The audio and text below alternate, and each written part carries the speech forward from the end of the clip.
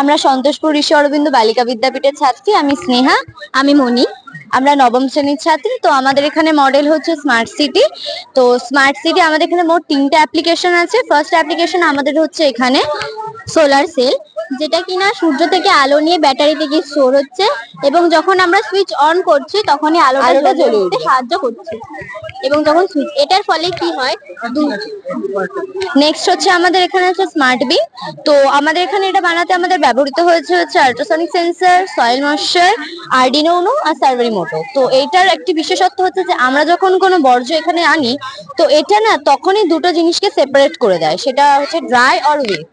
তো আমরা যখন জিনিসটাকে আনছি তখন আল্ট্রাসনিক সেন্সর দূর থেকে জিনিসটাকে দূরত্ব মাপছে, তারপর সয়েল ময়েশ্চার হচ্ছে জিনিসটাকে বুঝছে যে ওটা হচ্ছে ভিজে না শুকনো, তারপরে সেই হিসেবে আরডিনো ঠিক করছে এবং সার্ভারি মোটর ঢাকনাটা খুলে দিচ্ছে এবং পড়ে যাচ্ছে। নেক্সট অ্যাপ্লিকেশন হচ্ছে আল্ট্রাসনিক সেন্সর ব্যবহার করে অটোমেটিক স্ট্রিট লাইট। আচ্ছা, এখানে আরডিনো উনো ব্যবহার করা হয়েছে, এলইডি আছে, এলডিআর সেন্সর আছে। আরডিনো উনো হচ্ছে মাইক্রো কন্ট্রোলার, যেটা আমাদের ব্রেনের মতন কাজ করে।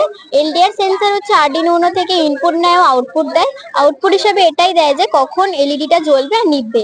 এটা বিশেষত দিনের বেলা জ্বলে না, কারণ তার একটাই, এলডিআর সেন্সর যে আছে তার পাওয়ারটা খুবই কম, তাই সেটা দিনের বেলা জ্বলে না, কারণ সূর্যের আলো বেশি থাকে এবং রাত্রি যখন হবে সূর্য ডুবে যাবে তখন এটা আবার অটোমেটিক চলবে। আর এটা হচ্ছে আমাদের এইগুলো ব্যবহার করার একটা সুবিধা হচ্ছে যে 2070-এর মধ্যে অনেক বিজ্ঞানীরা বলেছেন যে আমাদের যে ভূগোল। তারপরে কি আছে? Thank you. তো স্যার, আমাদের স্কুলের নাম চারণকবি মুকুন্দ হাই স্কুল। আমি সজল মন্ডল, ক্লাস 10-এ পড়ি। তো আমাদের প্রজেক্টের নাম হচ্ছে সয়েল ময়েশ্চারাইজিং সেন্সর। তো এটা হচ্ছে মাটির আর্দ্রতা পরিমাপ করে। আমরা কি করি, দীর্ঘদিন ধরে গাছপালা কাটছি, যার কারণে আমাদের পরিবেশ দূষণ হচ্ছে।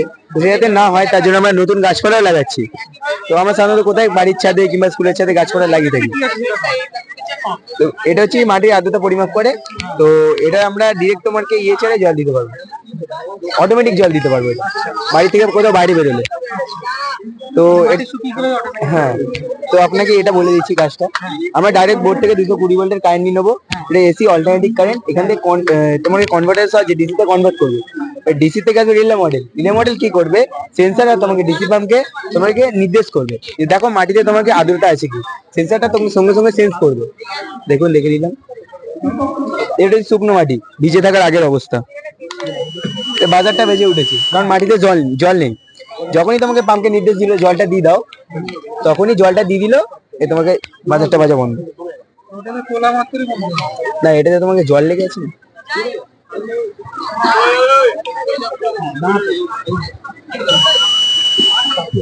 এবার এটা এতে দিলে বন্ধ হয়ে যাবে।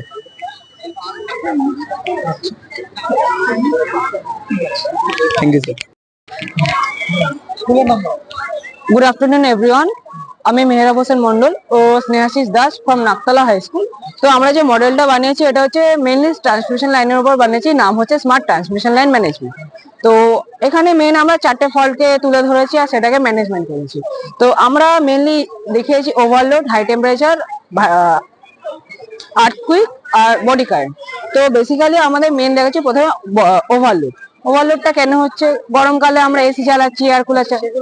হ্যাঁ, এখানে হচ্ছে কি যে এখানে আমাদের ওভারলোডটাকে শুরু করছি, আমাদের 300 মিলি অ্যাম্পিয়ার ওভারলোড শুরু হয়ে লোড এরিয়া 1-এ সেটা শেয়ার করে নিচ্ছে। যেহেতু যখন ওটা আরো বাড়িয়ে আমাদের 500-এর উপরে করছি, তখন লোড এরিয়া 2-তে সেটা শেয়ার করছে। এবার সেটা এখন আরো হাই হয়ে গিয়ে আমাদের 700-তে করে দিচ্ছি, সঙ্গে সঙ্গে ওভারলোডে পুরো কাট অফ করে দিচ্ছে আর একটা ব্যাকআপ সাপ্লাই অন করে দিচ্ছে, যেটা আমাদের, যার ফলে আমাদের লোড এরিয়াতে সাপ্লাই আছে কিন্তু এখানে যে গ্রিন এলইডিটা গ্লো করছিল সেটা অফ হয়ে গেছে, যেটা আমাদের মেইন পাওয়ার সাপ্লাই ইন্ডিকেট করছিল। আর তাছাড়া আমরা ডিসপ্লেতে দেখে নিতে পারবো যে লোড স্ট্যাটাসটা কি, এখন হচ্ছে ওভারলোড। তাছাড়া আমরা এখন গ্রাফটা দেখবো।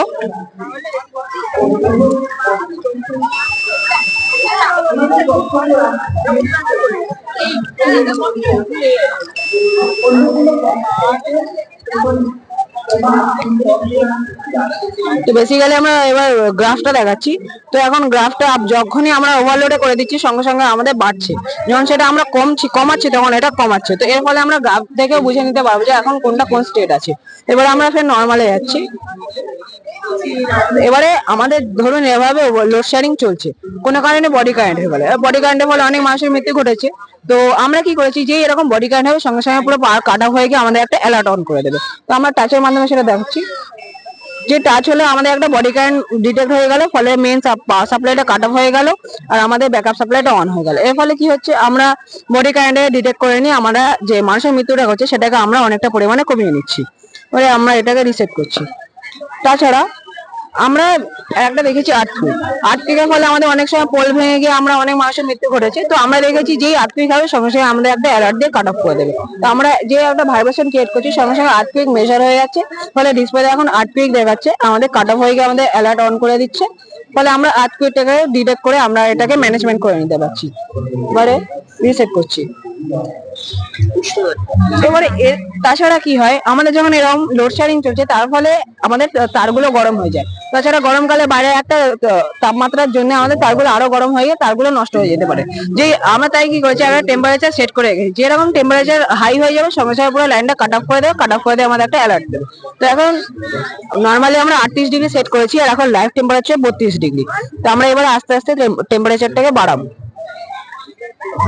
তো এখন সেটা স্ক্রিনে শো হবে, তুই বল। তো তাপমাত্রাটা যখনই বাড়ছে সেটা আমরা স্ক্রিনে দেখতে পাচ্ছি। তো এখন 33 ডিগ্রি, 33.3 ডিগ্রি, 33.7 ডিগ্রি এইভাবে বাড়ছে তাপমাত্রাটা। অ্যাকচুয়ালি তাপমাত্রাটা নির্ধারিত সীমা যেটা আমরা রেখেছি 38 ডিগ্রি, তার সেটি বা 38 ডিগ্রি ঊর্ধ্বে হলে পাওয়ার সাপ্লাই কাট অফ করে ব্যাকআপ সাপ্লাই চালু করে দেওয়া হবে। ফলে এই যে নির্দিষ্ট তাপমাত্রা ঊর্ধ্বে গেলে যে পিভিসি গলে গিয়ে যে আমাদের তারগুলি দ্রুত নষ্ট হয়ে যাওয়ার সম্ভাবনা ছিল সেটি কমে যাচ্ছে। এখন 35 ডিগ্রি, ধীরে ধীরে তাপমাত্রাটি বাড়ছে।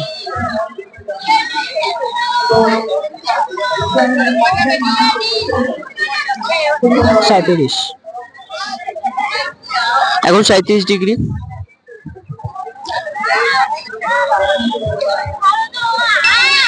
যখনই 38 ডিগ্রি হলো তখনই তাপমাত্রাটি বাজার বেজে উঠলো এবং লাল বাতি জ্বলার মাধ্যমে তাপমাত্রাটি যে 38 ডিগ্রি বা 38 ডিগ্রি ঊর্ধ্বে গিয়ে যে পাওয়ার সাপ্লাই কাট অফ করে দেওয়া হয়েছে এবং ব্যাকআপ সাপ্লাই চালু করে দেওয়া হয়েছে সেগুলি ইন্ডিকেট করলো। তাছাড়া আমাদের ব্যাকআপ সাপ্লাইটা অন আছে বলে আমাদের লোড এরিয়াতে পাওয়ার সাপ্লাই আছে।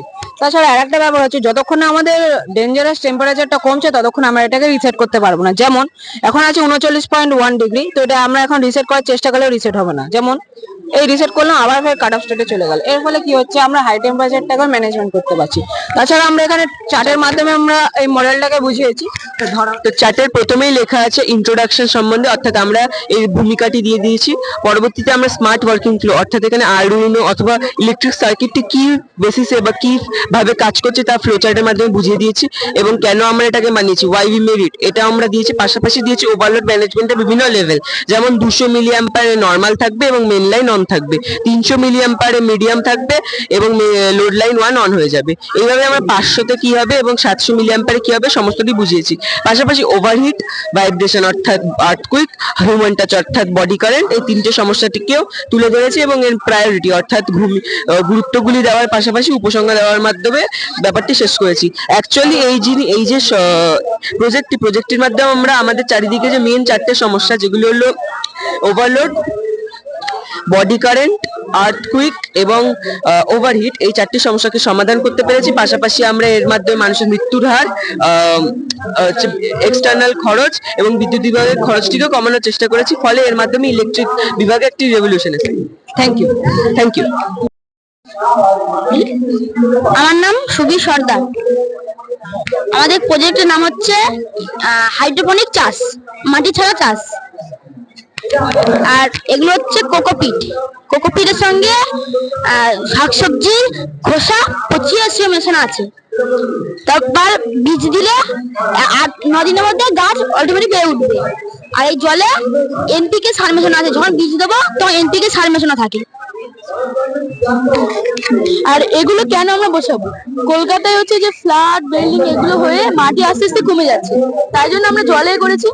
এই একটা মানে হচ্ছে যে সুবিধা, মানে সবাই বাড়ির মধ্যে ছোট জায়গার মধ্যে করতে পারবে, ঠিক আছে। আর যেমন বিদেশে করেছে সবাই বা আমাদের ভারতবর্ষে অনেক জায়গায় হয়েছে, ওই যে ছাদের উপরে সবাই করে, মানে পাইপের সাহায্যে। আর যেমন এগুলো মানে কিভাবে করা হয়েছে না হয়েছে এইসব বিষয়ে এগুলো বলা আছে। আর এখানটায় মানে বড় বড় গাছ হচ্ছে, মানে বসানো যায় না, এটা লতা টাইপের গাছ বসানো যায়, ঠিক আছে।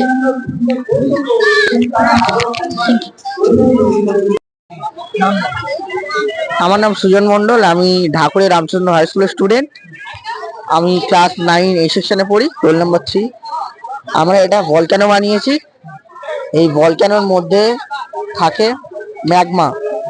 ম্যাগমাটা তরল অবস্থায় থাকে, যার জন্য এখানে ম্যাগমা বলে। এই ম্যাগমাটা যখন বাইরে বেরিয়ে আসলে এটাকে লাভা বলে। এবং এই লাভাটি দিনের পর দিন জমতে জমতে ব্যাসাল্ট শিলায় পরিণত হয়। এবং এই ব্যাসাল্ট শিলাটি আমরা বিভিন্ন জায়গায় দেখা হয়, যেমন একটি উদাহরণ রেল লাইন। ঠিক আছে, ভালো।